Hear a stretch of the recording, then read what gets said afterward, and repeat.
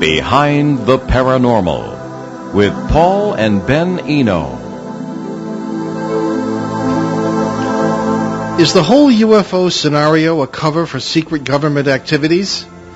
Is it a cover for someone else's activities? How can we tell the difference?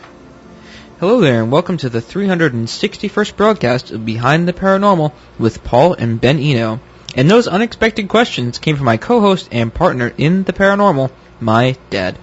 So tonight we're back in Rendlesham, England's Rendlesham Forest for a very different look at the 1980 UFO encounters with a retired member of the U.S. Air Force who was right in the middle of it all. He has a very different take on the incident from what we usually hear. But first, it's time for our weekly paranormal contest. So last week's question was, when was the last time that a fleet of UFOs was seen over Japan? Our faithful listener, Martin Short from London, was the first to get that one. Martin gets a lot of questions, right? In February 2011, not long before the March 11th earthquake and tsunami, the so-called fleet of UFOs, or at least lights, was seen over Japan. As I say, I think Martin's won more of our contests than anyone else over the years. Anyway, these groupings of lights in the sky were seen flying over a large part of the country, leading to speculation that they either caused the quakes or were caused by the quakes. In the latter case, they could have been the so-called earthquake lights, and people really don't know how those work. Lab experiments have been able to create them, but only for a second. On a smaller scale, so who knows what they really are. All right, so this week's question is, on what island would you find the Chick-Charney? Is that it? Okay. That's just as good as any other way of pronouncing it. Yeah, no, I don't know I'm just saying how it's spelled, Chick-Charney. Yeah. So be first to get that right and win a copy of Turning Home, God, Ghosts, and Human Destiny, my dad's most recent book. We do welcome callers this evening. Our phone numbers locally or from Canada, 401-766-1240, or from outside the area or anywhere in the USA, 800-449-1240. Now to our guest. Monroe Nevels, familiar name and voice to most of the older listeners of the show, now retired from the U.S. Air Force, was a staff sergeant and disaster preparedness technician stationed at the twin NATO bases of RAF Woodbridge and RAF Bentwaters in December 1980, during what is considered one of the most significant, perhaps the most significant series of UFO incidents in modern history. There were reports of landings and contacts between Air Force personnel, even high-ranking officers, and someone else. Staff Sergeant Nevels, 32 years old at the time and a Vietnam veteran who had previously served in the Marine Corps, was with Deputy Base Commander Colonel Charles Halt and others on the famous second night of what became known as the Rendlesham Forest incident. His voice is heard along with Halt's on the world-famous tape recording Halt made that night when they followed one of the UFOs at ground level through the forest and witnessed other strange phenomena. Monroe did not appear live during our 16-hour series on this case, which aired on CBS Radio and Achieve Radio in 2010, but he has been on the show twice recently as part of our effort to hear from witnesses who have not been widely heard from. By the way, that series, Rendlesham series, is available in podcast form on our show website, BehindTheParanormal.com. So, Monroe Nevels, welcome back to Behind the Paranormal. Thank you. Oh, you are most welcome. So, first of all, we'd like to thank you for your service to your country. And one of the reasons you are so interesting is that you have an entirely different idea about what people saw over and around the NATO bases those 3 or 4 nights. But first, can you review the events on that second night for us? Well, basically, the only involvement I had was on the night of the 28th. And what happened was I got a knock on the door at my base housing by Lieutenant England. And he was working, Bruce England was the security police chief that night on duty. But anyway, he came to my house. Monroe? Could you speak up just a little bit? Let me turn my bunch of New Englanders around here who aren't used to your Texas accent. Oh, that's probably not. I thought everybody knew about Texas accent. Yeah. So anyway, basically what was happening is I got a notification from Lieutenant Bruce England at the time, security policeman on duty, came to my house on North Bentwaters Woodbridge Base. I was on Woodbridge Base. It's a Sunday afternoon, the night of the 28th, and I guess it was probably in the neighborhood around about 3:30, 4 o'clock. The reason I say that is because at that time, my wife was over at the chapel on Bentwaters, and they were doing a function over there. We talked for quite a while. He went through my house and checked everything to make sure no one was in there, informed me that what we were talking about at the time was top secret, and commenced to tell me that the base commander called me anyway, sent him over there, and he wanted to talk to me because he said that he felt that if I'd go out and take a look on the sighting, that I would give him my own opinion that would not be based on all the facts going on around me. And so we went out. Initially, it was just Bruce England and myself. And on the way out, he talked to me about what they had seen, on that previous sighting, the initial sighting. But anyway, we went into the East Gate and went over to the site. And he stayed in. I told him to stay in the Jeep. After he showed it to me, and just let me go around and do my own investigation. At that time, the only thing I knew about a UFO was that it was an unidentified flying object, which could mean anything from a hammer to a glass in the face. But anyway, so I went out with an unbiased opinion, took a look at it, found the 3 indentations that had been in the ground, all of which were, in my experience as a photographer, it looked like just like a tripod had sat down on the ground. It was uneven on the forest floor, and of course you had a lot of debris and the pine needles and everything from trees and all. But as I looked at it, they were all it was uneven to the point that the ground was kind of almost like in a small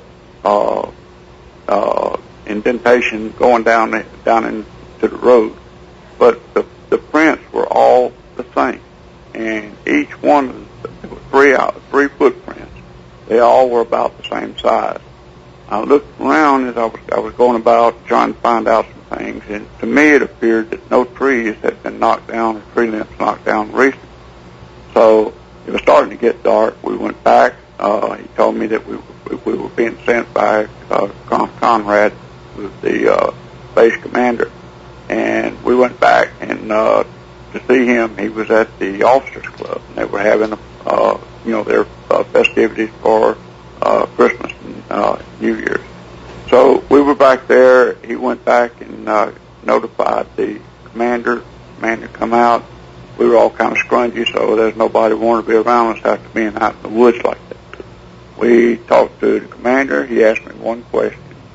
Monroe, Sergeant Nevels, do you think it's worth going to take a bigger look at? And I said, most definitely, sir, it is.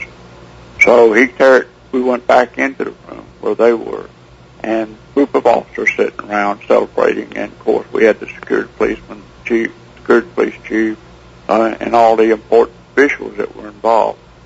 He briefly stated to them that I had been out there looking at the site. I had picked out some things I thought were worthy of notation, and to go back out and take a look.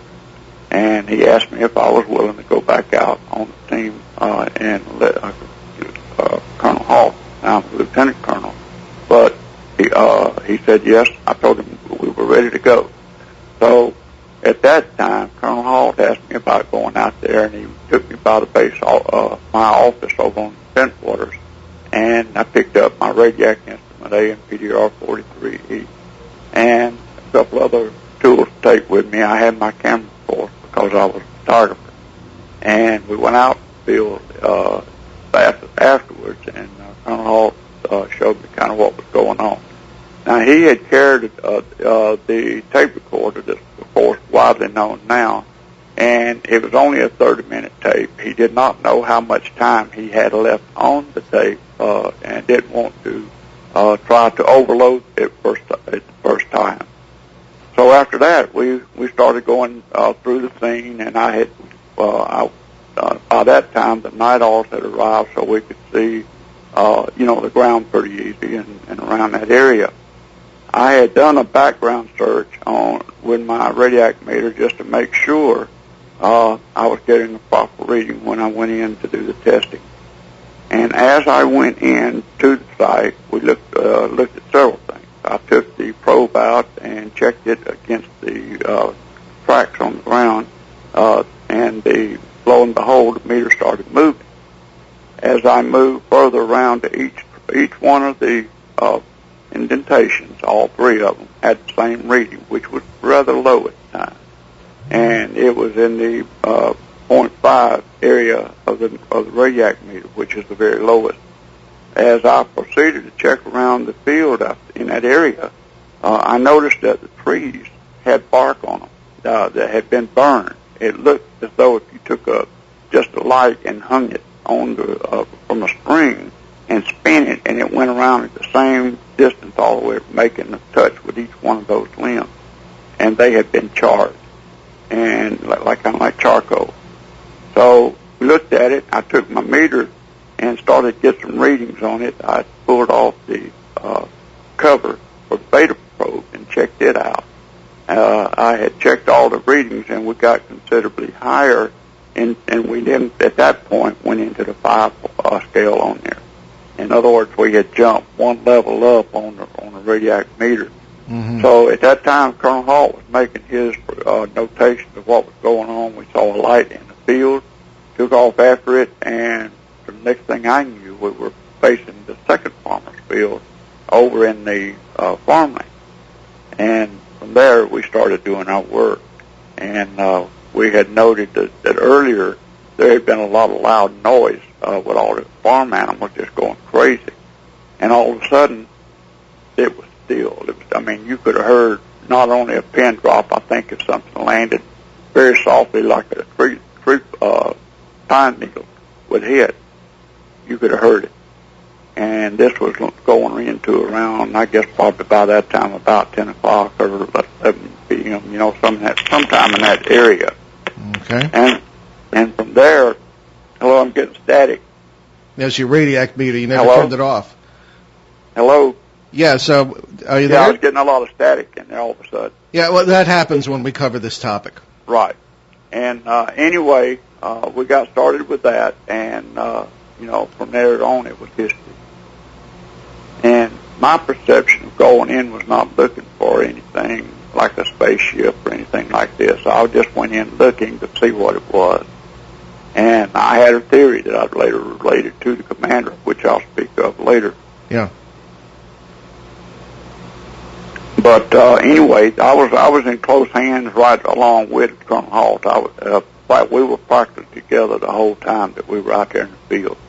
And he was, in fact, Colonel Conrad was my endorsing official, and he was he was just out there with us, and I knew him quite well, from some of the other things I'd done because I worked with the base commander.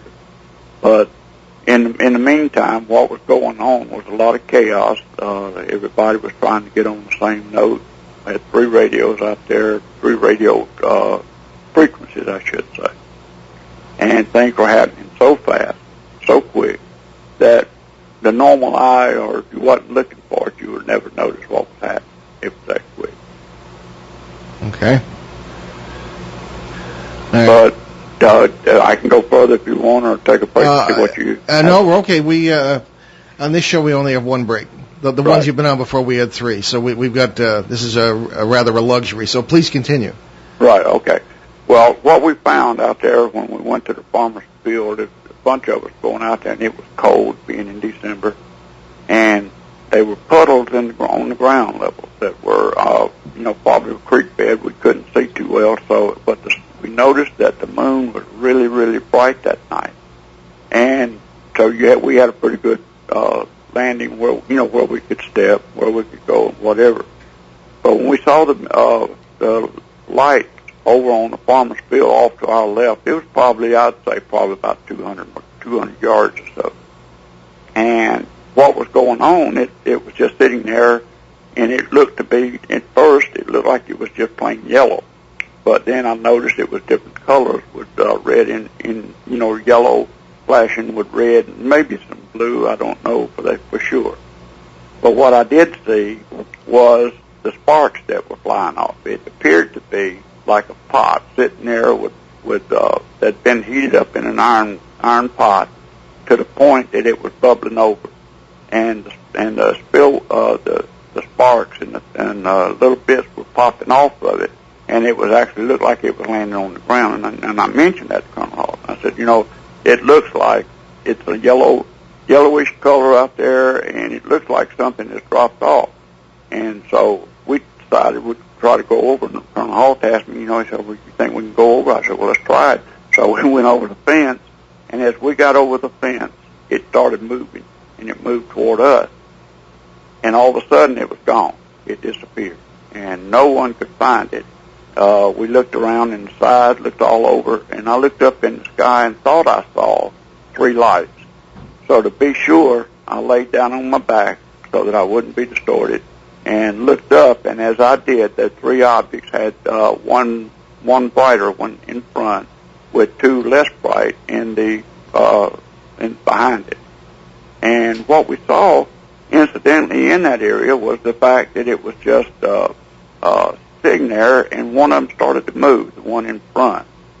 And as I pointed it up, Colonel Hall was recording what I was saying. We were talking about it, and they disappeared all of a sudden. And we were listening on the radio channel, and it turned out that they had moved from Woodbridge over to Bentwaters, which was only about 6 miles or so, maybe 8, apart. But they disappeared, and the chatter came from the radios over there saying that they saw it. Okay. And less than a minute later, they were back over on our section at Woodbridge. And we continued to follow these lights, and they would disappear, or they were interchangeable between the both bases. We looked out, and it looked like, or appeared to be, like they were over a bump, over the weapon storage area, and it looked as though, from my sighting, that it was about maybe 1,000 feet up in the air. And the reason I say 1,000, because I flew a lot with helicopters, and I knew that, basically about how far it would be from the ground. So we looked over, and we saw these telescoping lights. And it was unknown, for me at least, in that area of lasers. And what we would call now laser beam is exactly what that light looked like.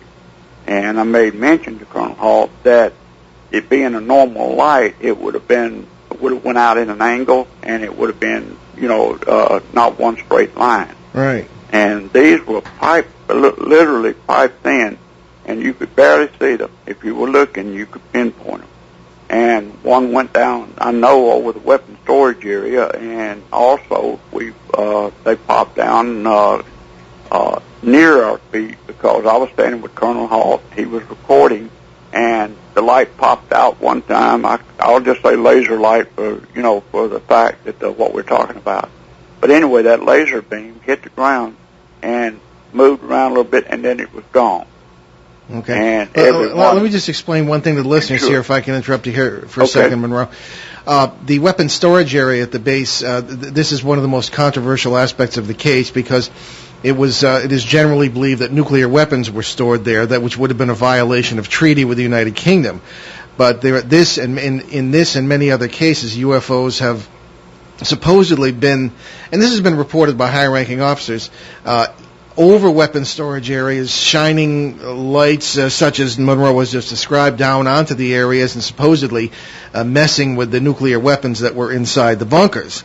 Now, again, nobody knows this for sure, but supposedly weapons in various places, including this one, had been deactivated or retargeted or whatever, depending on whom you talk to. So that's the context of this, and one wonders if some of the secrecy involved was not because of these weapons. But okay, go ahead, Monroe. I'm sorry to interrupt. That's fine. Well, at the time, everything was top secret, because it wasn't that we were the base, or I don't think was hiding anything, but we were in the Cold War. We were practicing all the time, as my job in disaster preparedness technician was I trained a lot of the team members, and most of the team members that I had trained were out there, watching. We were always looking for nuclear weapons, and our simulation was always that a C-141 or something would aircraft was flying with a brake problem and couldn't get the gear down and had a nuclear weapon on board. So our job was to practice in the event that vehicle crashed, that aircraft crash landed, then we would know how to take care of it, not just the listed officers, the officers, the listed, and everybody involved were trained in this. So we did this frequently on RAF Bentwaters. In fact, we had a major exercise just about every 3 months. Okay. And a lot of practice, a lot of training went into that. But all right. If I could just point out one more thing for the listeners, there is this tape that we've referred to, it's known as the Halt tape or the Colonel Halt tape, is available all over the internet, particularly YouTube, and this is the tape that Monroe has been referring to that was made during this, as you say, probably less than a half-hour period when you were pursuing this light through the forest. So it is available. So, and I suppose if you Google the Halt tape or something like that, you'll find access to this anyway. But it is very much available. Okay, go ahead, Monroe. Sorry. Okay. Anyway, from this point, after the lights were in the air, we very, very closely observed them, and it looked to me like they were observing us. And we stayed out there almost until morning. It was really cold, and I personally didn't even look to see what time it was because I had my mind focused otherwise. And I had a habit of watching my watch, but that night I didn't quite feel like looking to see what time it was. I do know that in the process of us being out there, that the hair on the top of my neck, around my neck, was just tingling. I was scratching my neck all night. And that was because of either some electrostatic activity going on or some that was already in the area. Huh. And when I went out there the first time with Lieutenant England, when we went out there was no sign of anything to bother you until we reached the landing site. And when we released that area, then all of a sudden, you'd feel that tingling sensation around, like skin on your arm, the hair on your arm and neck was really bugging you. And as we had started back that night, in fact, I didn't cover that, we had started back after get my rank now, Lieutenant England, when we started back, noticed that we saw something over in the field, and I had one of those night vision goggles. Now, Colonel Halt has said that I had the night scope. I didn't have a night scope. I had the original, one of the original of the light, the infrared reading lights that pilots wore on their neck. I remember those. And I'm trying to get too much in too quick, I guess, and I kind of get behind. But what I'm trying to say is that the night vision goggles were what I had. And as I looked across at the object with these night vision goggles, they proceeded to brighten up real quick, and it looked like an eyeball sitting there and just in one spot, and it was slow light coming on and off. Now I could focus on it, and we were riding in a Jeep. As long as we stayed on the road and in the Jeep, nothing happened. All I could see was just the blackness, and it looked like the black spot in your eye, and it would get broader and brighter and brighter. But when I stepped out of the Jeep onto the ground to look or to go in, it really started acting up and got brighter. So it was like this thing knew you were there. Right. And as I stepped back into the Jeep, it calmed down. And eventually, we just left, but we stayed there and observed this for about 30 minutes. Wow. And nothing, and I had to explain to Lieutenant England that Colonel Conrad had sent me out there for that mission, and I begged him not to bother me, just to let me sit there, let me make my own observations with no input from anybody else. That's just the way I work. When I got finished with all this, we went back, and of course I told Colonel Halt about it, and Colonel Conrad, and all the people in there. So we had a vision of what we were looking for, and folks tried to bring up this thing about a lighthouse. And I'll say this, I've been around had been around at that time, airplanes and towers on the, out on the landing strip. I've been around those. If you see them on any air in space, you'll see them running up one of the top towers. And when it does that, you don't see it, turn around and get real bright on one side and then pulsate as it's going around and do the things that it was doing that night. Right. It's just a lighthouse is going to stay in the ground where it's at, never move, and the light's just going to turn from to those two colors, bright, white and I suppose green. But this was not. I can without question say that this was not the lighthouse. Okay, just for the sake of the listeners, Monroe's referring to the Orford Ness Lighthouse, which was about 5 miles away from this site. Yes, sir. On the North Sea, and many of the critics, and naturally those who were not there, said, they must have seen the lighthouse. But of course, these are highly trained officers and observers such as Monroe. So can we take the break now? Yeah, sure, go for it. Okay, we're going to take our commercial break. You're listening to Behind the Paranormal with Paul and Ben Eno on WOON 1240 AM and ONWorldwide.com in New England's beautiful Blackstone River Valley. We'll be right back. The grand opening celebration continues at East Side Edibles, 987 Cass Avenue, Woonsocket. Out of the ordinary edibles and custom gifts await you. How about this for out of the ordinary? Herb-spiced, infused chocolates, or chocolate-covered dried fruit, plus coffee and tea from around the world. Stop in for free samples. Try the Eyes Wide Shut coffee, which is actually quite smooth, or Brazilian Santos coffee, which has a strong aroma but not a strong taste. East Side Edibles is located at 987 Cass Avenue, next door to Kay's Restaurant. Call 401-837-4609 for information and check them out on Facebook. One visit to East Side Edibles and they will quickly become one of your favorite stores.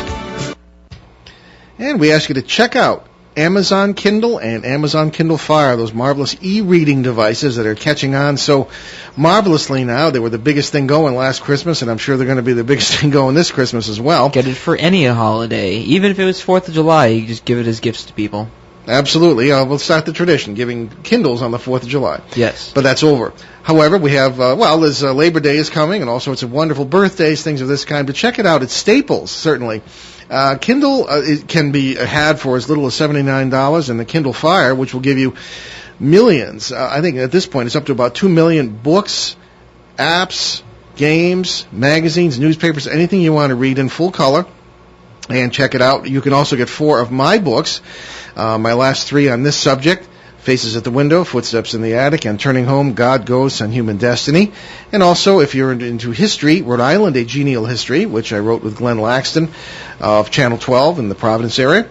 And you can have a wonderful time with these things anywhere you go. You don't have to carry in your luggage huge numbers of books, things of this kind. And you literally download the book or the publication or the app or whatever right through the air as if, I don't really understand it, but as if you were using your cell phone or something like this. But it's really, really convenient, very light, pocket-sized, and you'll have a great time with it. Check it out at Staples. Or Amazon.com. Kindle or Kindle Fire from Amazon. Okay, we're back behind the paranormal with Paul and Ben Eno on WOON 1240 AM. And if you're stuck in traffic in Boston or Providence at this point, settle back and enjoy our visit with Monroe Nevels, is considered certainly one of the most credible witnesses of all the military people who were present at Bentwaters Air Base and Woodbridge Air Base in England in 1980, December, and also before and after, to talk about this very interesting UFO case that is known as Britain's Roswell. So why don't you go ahead and if there's any more narrative, please go ahead, Monroe, and after that we have some questions for you. Sure. I did note that I was looking through my notes during the commercial break, and one thing that was noted after all this, we got back home, is that first of all, the commander asked me, Colonel Conrad asked me if I would be willing to keep an eye open for him for the next few days to see what happened. And about 2 days later, I guess it was, my wife was driving the car, and we were going back home to Woodbridge Base, and in broad daylight, and I saw these big flashes of light, probably maybe 5, in coming across or coming toward us. It came so fast, I told my wife to stop. I was going to try to get some photos. We stopped, and it was gone. And I never saw anything more from that. And when Colonel Conrad had asked me what my personal opinion of all this was, and I told him then, I said, sir, you know that in my classes what I teach is what I research and what I find. And I said, I have found evidence that the Soviet Union then, not Russia, but the Soviet Union, had the capability of one of their satellites that could take the pictures in a beach, say like Los Angeles Beach or Florida Beach, and from several hundred miles up or whatever it could take, I think it was more thousands of miles up in the air, could take pictures of that ground level in I think it was a 4-inch diameter. They could take a picture and identify whether it was male, female, what color suit they were wearing, if it was a bikini or straight, the regular bathing suit. I told him that, and he said, well, what do you think? I said, well, sir, I don't know what a UFO is other than something I can identify. I said, I'm not a sci-fi whiz, I just, but I said, based on what I've seen and observed, that's what I think. And It wasn't but maybe 6 months later, there was an article in the Air Force Times, and it stated that the Soviets, I think it was Air Force Times or one of the papers, Stars and Stripes, and they had told the story about the Soviet Union's satellite, and that kind of vindicated what I thought. But over the years, my opinion has become, what could it be? What was it? Okay. Well, let me stop you there, Nevels, because Monroe, because you're leading right into Ben's next question. And why don't we let him ask the question, and you continue. Right? Yeah. You started to answer it anyway, but I was just gonna say, for over 30 years now, witnesses have been talking about UFOs, aliens, time travelers, and binary codes downloaded from strange craft from the future, or even a deliberate hoax by the Air Force conducted as a psychological experiment. But your opinion is different than all of those things. So 2 things. What do you believe you saw, which you started to mention, and how do you feel about everyone else making these theories? Well, here's what I always say. When I was as a Marine, I learned one thing, exposed around other Marines that had been in combat and et cetera. And the ones that had been there didn't talk about it too much. The ones that hadn't bragged about what they did and who they shot and how many people they killed, et cetera, et cetera. And so what I felt like was that the people that had not been there have no idea what happened that night. No way a human being can ever, I can't even convey to them exactly what I felt, because it's something that stuck with me these past 30-some-odd years. And it'll be here till I die. And yes, it was a phenomena that I can't explain. I told the colonel later, I said, well, let me ask you, sir, I said, of all the weapons that aircraft that you have flown and been around, do you know any that can turn and stop on a dime? Stop less than a dime. Stop on a page, turn and reverse and go somewhere else. And of course the answer is no. The next question is, if not, then where does that technology come from? If it doesn't come from us, where does it come from? And I was one of these people that like to ask questions. And if you can't tell me about what you have something intelligent about it, but if you start talking about it off the cuff, and you know this, you know that, in most cases you don't know anything. And that's the way I looked at it. And so these people that kind of discredit what I say or anybody else, it doesn't hurt me, it doesn't affect me. But I don't have anything to gain from telling a lie no more than I do from telling the truth. Okay. And so, I tell the truth, and I don't worry about it. But I know for the last 30-some-odd years I had been a bartender. And as a bartender in the clubs, naturally, it's one of those pastimes when people want to talk something. And I would tell them about Bentwaters and Woodbridge and what I saw. And when the first edition came out with CNN, my wife and I were getting a divorce, she called me and asked me if I saw the program, and I said, "What do you mean?" She said, "You were on it." And this was the one from CNN in 1984, I believe. Oh, yeah. And I have not seen that one. But the one that we did in 2003, I got a call from a lady, in a letter, and of course I responded to it. And then still another one came through. So I've done three different stories, and each one of them is the same, except for the fact that one of them, the one that was being done by, I can't remember his name now, Peter Jennings. Oh, yeah. Yeah. We did a real good one, and it was smashed. And they called back and said it wasn't going to be used. And the reason it wasn't is because it was so detailed by so many people. And I know that was disputed by the company themselves. And so you know, it was cast aside. Okay. So over the years, have you have you tried gathering any evidence to back up the idea that this was a Soviet craft or No, sir. multiple craft? Okay. No, sir. All right. But I know what I saw, and that's it.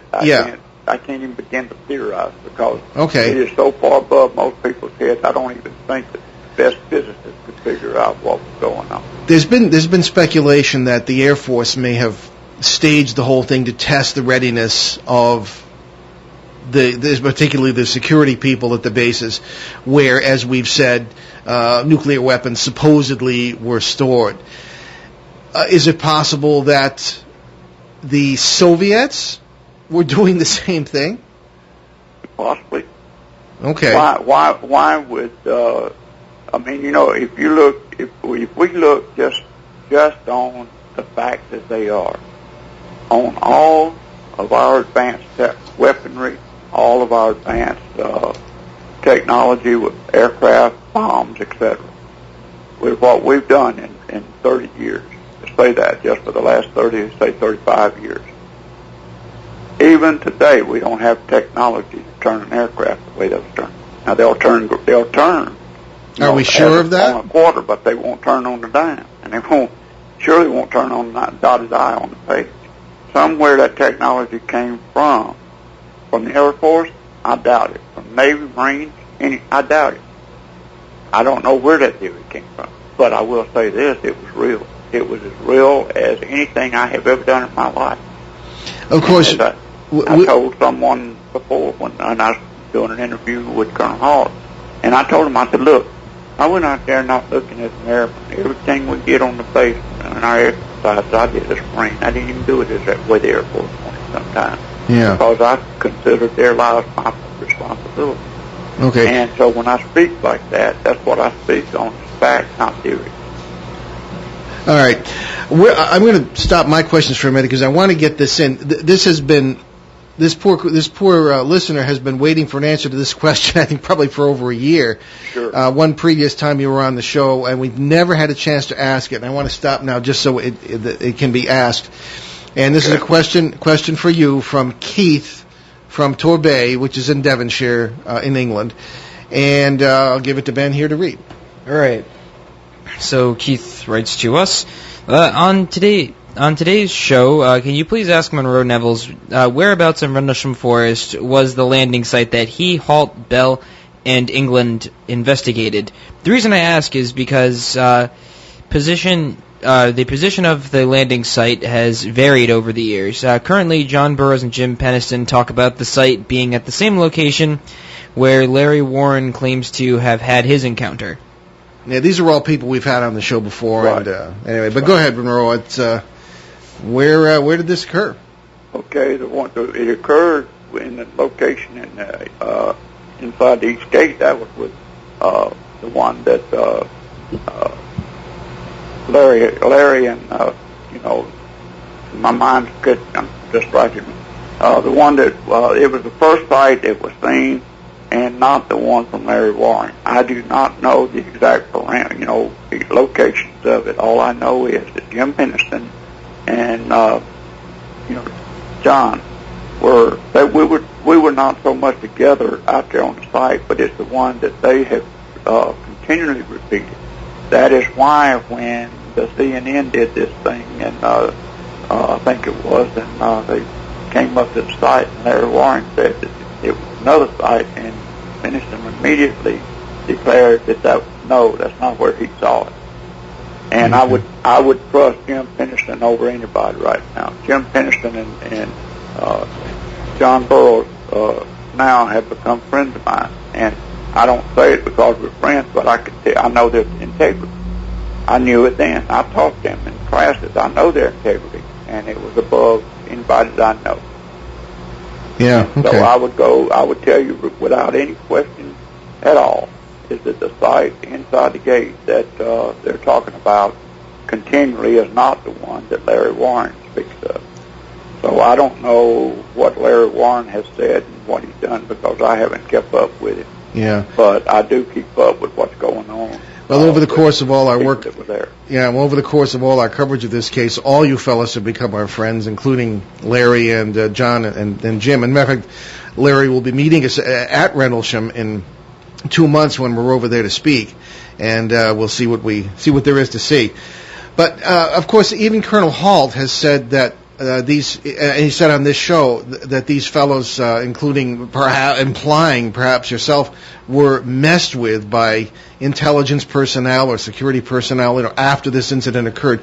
To the best of your knowledge, were you ever messed with, in Colonel Halt's words? Well, I don't think I was quote messed with as far as the level that say some of the other folks have been. What I do know is that I had my APRs, which Airman Performance Report, up to that time had been past about that time, say 12 years, last 10 or 12 years, had been 9, 8, and 9s and 8 most of the time, and that was 9 is the best you could go, being that 8 is one drop down. But after that incident, I was rushed off of Bentwaters. I had signed up for another year, and I had to come home for a site. My stepfather had gotten killed, and when I got back over there, my bags were just about packed because they told me I had to leave, and I had to leave from there quickly. So I left in 82 instead of 83 or 84. And consequently, they put on my record that I was airvacked out of there because of my daughter's health, and it couldn't be taken care of in England. My daughter didn't have any health problems at that time. And they tried to call me, schizotypal and everything else they could call me in my record. So I just told them, take this job and shove it. It don't mean nothing to me. Yeah. And I got out, and I never looked back. Well, as Larry Warren said, he points out that most of the other fellows, including yourself, stayed in the service. He himself did not. And he said that strange things happened to him, but that nevertheless he was more free than some other people were to discuss the issue and to talk about his particular experience. So were you? I don't know. I suppose in a way, a lot of these fellows were leaned on, at least, not to talk about this. And of course, many said they simply were told not to talk about the incident. Well, I'll tell you this. I know for a fact that a lot of the people that were involved in this situation were attacked in some form or another. And that is the reason that you have even generals that do not want to speak, because they have something that has pressured them to keep, put in a situation where they can't speak or won't speak. Yeah. And, and when you're in a situation that involves yourself and your life and the life of your family, you change things. That's right, yeah. But I have never changed in the last 33 years, or since 1980, December 28th. My facts and my theory have never changed. I have been the person I always have been. Indeed. I have honesty and integrity, and could care less what the waysayers and those people that have never been there and done that. They don't know what they're talking about. Yeah, that's very true. Okay, now the explanation that you give, if you're correct, that it was really Soviet technology people were saying, I can understand why that would be terrifying to... Well, it was, that was my theory. I did not know for sure, but I do know from talking with Colonel Halt and talking with Larry and, not Larry Warren, but another Larry. I had talked to mainly just with Peniston, and I had talked with, I talk to them, not often, but every once in a while, maybe once a month or so, I might call them and talk to them. John Burroughs and him. John Burroughs came down and we did a recording with a lady, I can't think of her name. Linda Moulton Howe? Linda Howe. Yeah. We did something with her, and I don't know what happened to all that stuff, but she's got it posted of what I said on. No, she gave most internet. of that to us. She's one of our co-hosts every once in a while. Yeah. And she knows, and I told her a lot of things, and it's open fact. If people want to see it and hear it, they can tune in, like you said before, on the internet, and they can find anything they want. Yeah. What I've said and what I've done. Yeah. And I will say this, that the people that are saying that Colonel Halt had something to hide, or he didn't record all this stuff, he just made it up, that's a bunch of hogwash. Downright lie to be put it right. He reported out there that night, and he told me before we ever went out there, he had one, but he said, I don't know how much it takes on that starting up, but I'm going to try to do just segments of what's most important that we can find at the time, and hope we'll have enough tape, have enough on it by the time we get back. Well, we found Colonel Halt always to be very straightforward, very comes across very honestly in everything he says, and certainly very courageous. And in our opinion, all you fellows were true American heroes. That I don't. That's something that I don't understand, though. I don't consider myself a hero. I did a job. I mean, I was just like if I was working in a cotton candy factory. If they told me to do something, I did it. Yeah. And, my job was to go out there and try to take some photos, and we did. In fact, that's a point that needs to be checked. Okay. It's because we did, I took photos. I don't know of anybody else out there that had a camera that night. Right. I don't even think Photo Lab was notified. Okay. Monroe, we have a caller. Yeah, sure. We have Scott from Uxbridge, Massachusetts. Hello, Scott. Good evening. How are you, sir? Good evening. You have a question for Monroe Nevels? Whoa. Whoa, that was a harsh one. Yeah. I think you might have your radio up over there, so just turn that down a little bit. No, I've already turned it off. Oh, well, that's weird. Okay, Oh, there must be interference from evil government forces, no doubt. Okay. That could be the FBI or the CIA. Who knows? Who knows? Either or, Right. All right. Well, here's my thought. That, we always use math to go to, say, the moon. But what if people who are coming over here are not using math? What if it's like, say, a plant-based idea? Okay, we're going to use plants to generate energy to come over here. It has nothing to do with math. Do you follow where I'm going with this? No. Monroe? I'm not quite understanding where he's coming from on that question, but what I would say is that, it's obvious that we, as in America, around the world, we don't have the technology to do some of these things. We just don't have it. So it has to come from something of a higher intelligence. Do you think that if the Soviet Army now, or Russian Army, had something to make it better, don't you think they would be doing it by now?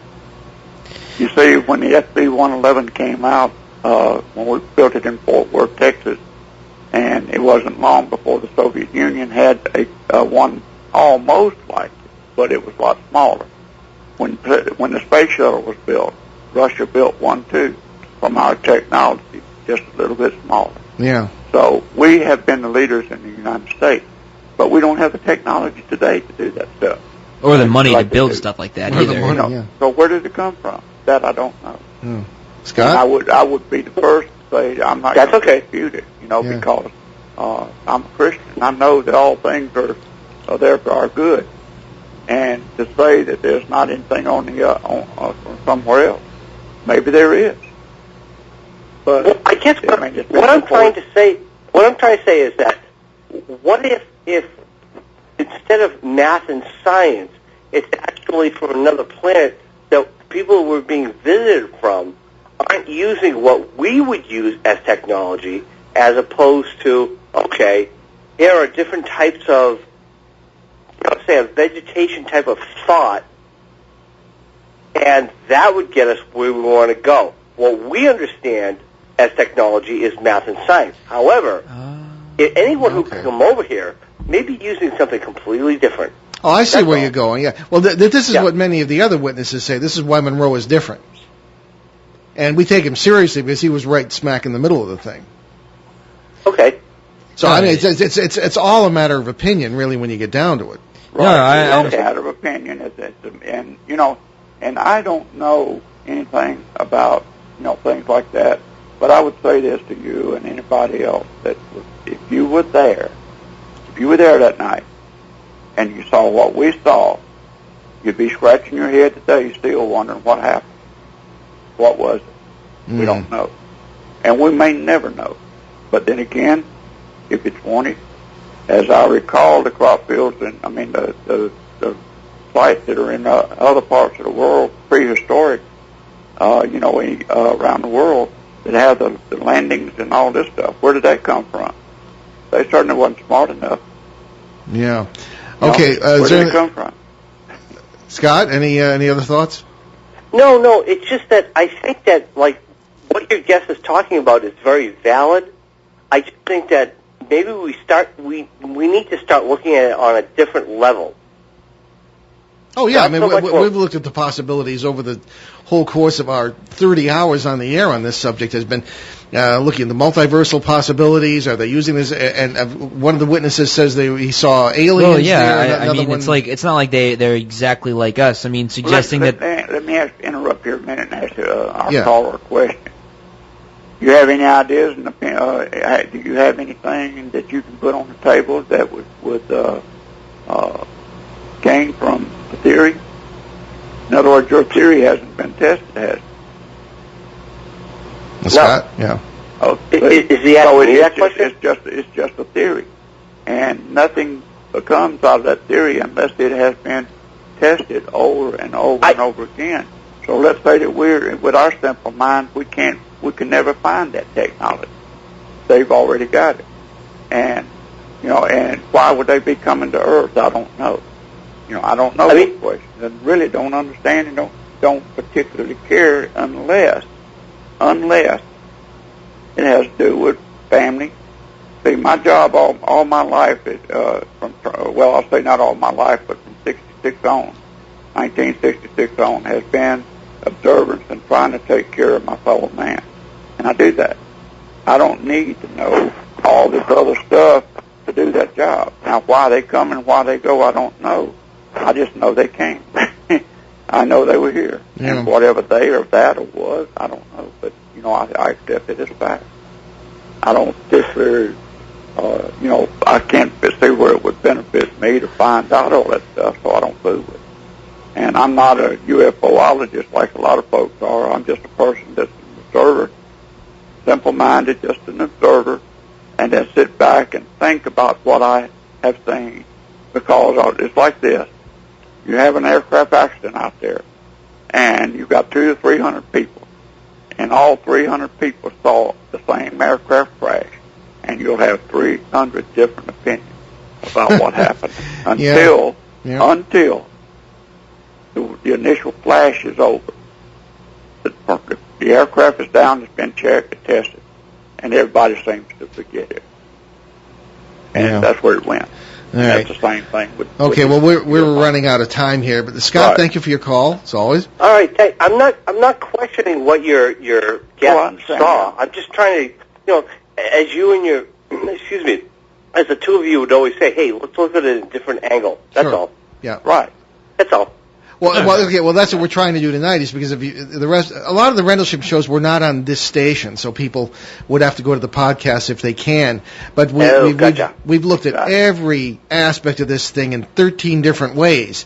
Time travelers, aliens, this, that, and the other. And Monroe is a little different because he believes it was terrestrial technology, at least what he saw, and where it came from ultimately. I see what he's saying.